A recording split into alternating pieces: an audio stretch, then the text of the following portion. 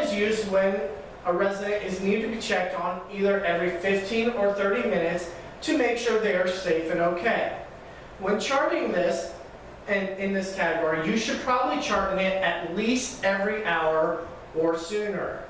Maybe if you're getting extra busy, you can get your nurse to help you since we're here to work as a team. We do not use this topic all the time. This is for residents who may be on suicide watch or a severe circumstance like that. And it is very important to chart this accurately. Positioning. Definition. This is where you can enter when you have turned your resident or repositioned your resident, even if it's just standing them up in the chair to reposition. Accurate and timely performance and charting can help indicate how well we are assisting the resident, and a resident's skin may be healing or help prevent skin breakdowns. When you get a resident up and walk them to the bathroom, that can also be considered part of positioning. The other button. This button is used for various things that are resident specific regarding their care. When looking at the other buttons, it will say right on the first part what the specific information is for that resident. And then you will either chart whether it was completed or not completed. One you may see very often is for hearing aids needing to be in the resident's ears in the morning and out of their resident's ears and in the nurse's cart at bedtime. When this is done, you will mark whether it was completed or not completed. If the end of your shift comes and the resident wants to stay up to watch a sporting event or a movie and they do not wish to take out their hearing aids, you simply mark not completed. This will help prevent any confusion if those hearing aids are not able to be found later on. We will know that you were not the one who took them out. If you marked completed, you are saying that you had taken those hearing aids out or put them in as it says in the order. Section shift, charting restorative care for the resident. The STNAs will be doing some restorative care, and you'll need to know what care it is. This will not be outside your normal duties for your care. To know where to chart or what to chart for your restorative care and what you are expected to provide, it is on your assignment sheet. To view, go to your assignment sheet, and you will look on the far right-hand side of your assignment sheet. This will show the restorative assignment for the floor aids. If there is not an assignment for the floor aids, that section will appear blank.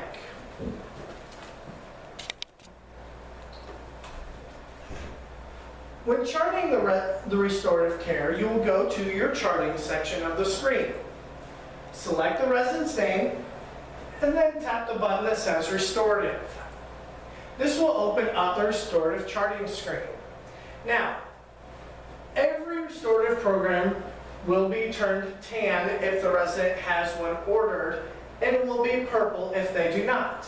To know which one you are responsible for, it will say on your assignment sheet, but if you need to also review, you can look down here at the View Entries section.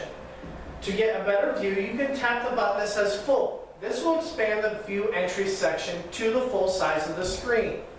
You can then review what the restorative orders are. If the order says STNA / and then what the restorative care is, that is for the floor STNA. If it says RNA and then what the restorative order is, that is for the restorative nurse aides. After reviewing this, you can tap the split button and this will return your screen back to normal. When charting the restorative care, you will then tap the restorative button. This will cause the first of these three number windows to open. The first one is minutes of entry. The minimum amount of minutes for a restorative program is 15. That does not mean you must spend 15 minutes with that resident at one time. It can be broken up throughout the space of an 8-hour shift. You will also see one for number of repetitions and number of feet. When charting the restorative care, again, tap the button. This will cause the number pad to enter. Put in the number of minutes and tap OK.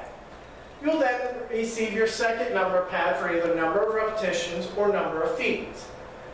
You can use this as a calculator if you need to type in the number of repetitions. Make sure you hit the equal sign before clicking OK. Otherwise, the math problem will appear at the bottom instead of the answer that you desire. When calculating the feet walked, you can count the ceiling tiles for the resident. The skinny ends of the ceiling tiles are 2 foot long. Charting meal and supplements. We'll cover the definition of the 3 meal topics, the fluid measurements, and the process of charting a meal with a supplement. The definition of breakfast, lunch, and dinner. How we track our residents' food and fluid intake for each meal, whether they ate 25, 50, 75, or 100%, or if they were tube fed. It also tracks their fluid intake along with their supplement intake. This is an example of all the fluid measurements we have in our facility. If you are giving a resident a fluid that is not listed here, you can ask the dietary department, the nursing staff, or you may be able to look at the label of the fluid item to find out the milliliters. When charting soup, you will chart 180 milliliters for the fluid. You will also count it as part of the solid food meal for percentage. When charting a resident's meal or intake, we'll use lunch for this example. Start by selecting the resident's name and then selecting the meal. This will open that meal's charting topic. On the screen, you will see the percentages and the tube feed button. You will also see a button that says supplement. This button will appear green if the resident hasn't ordered supplement. If they do not, it will appear sky blue. When charting a meal, enter in the percentage that the resident ate.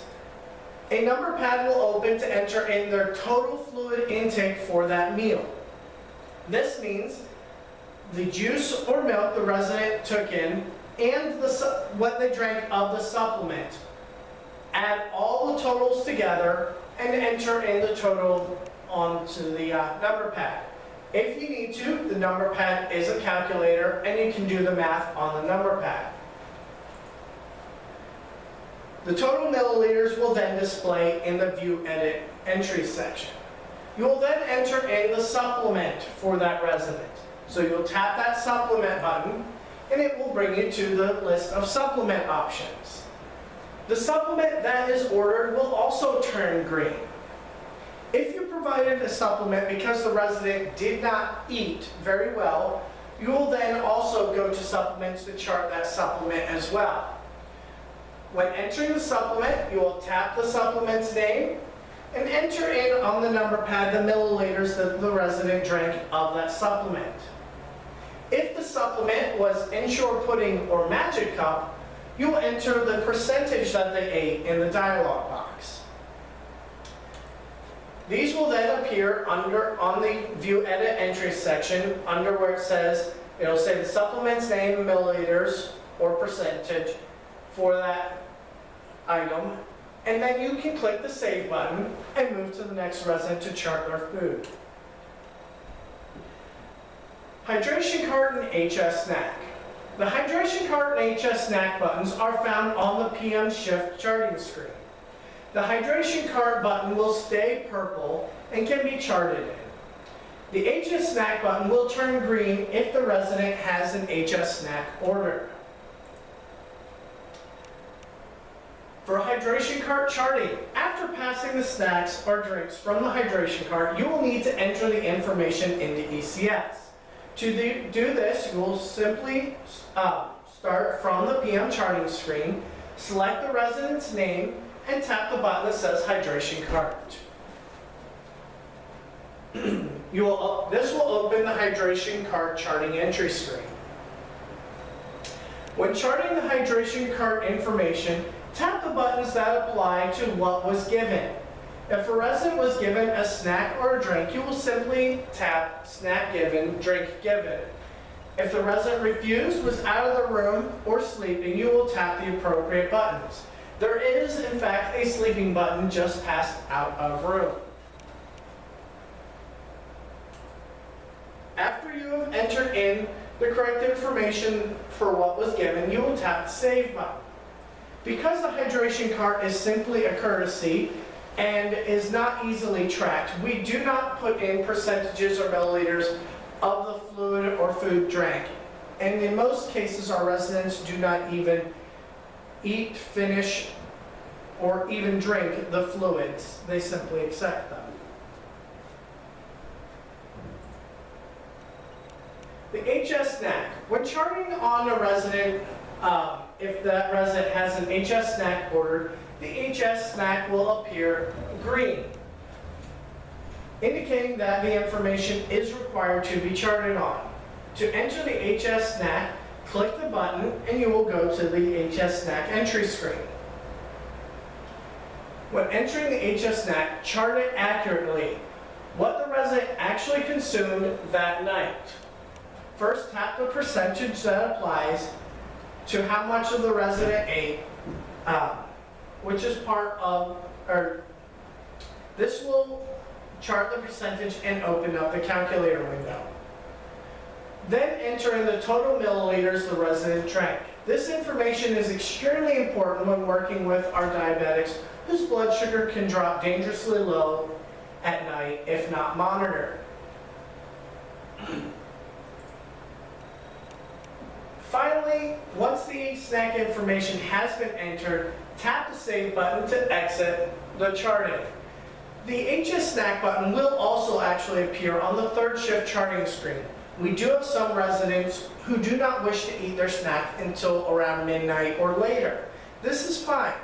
If you go into the room and find they have not had the snack, simply offer them to eat it. If they say they do not wish to eat it right now and would like to eat it later, inform the nurse and the nurse aide following you so that it can be followed up on later in the evening. Entering a resident's property inventory. The property inventory button is a report is a useful tool in tracking a resident's personal belongings. This button should be used upon admission when a resident receives a new item and when an item is brought home by a family member. This is especially important if the items are of value. This button can be found in the Other category on both the STNA screen and the Nurse's Access screen. This button can also be found on the Unit Clerk's Access screen and the Social Services screen. Our policy for the property inventory is, for new admissions, the admissions will give a property inventory list to the family members upon admission, asking them to fill out all belongings they bring in. Once the family member fills it out, they will be giving it to the nurse, who will then ask the nurse aide that has the resident to verify the belongings and enter it into ECS. When this happens, you will take that sheet, you'll walk into the resident's room, make sure all the items on the sheet are present in the room, as well as adding in any items found in the room that may not have been on the sheet. You will then go to the computer and enter in that information. It is only upon admission that it is the STNA's responsibility to enter that information in.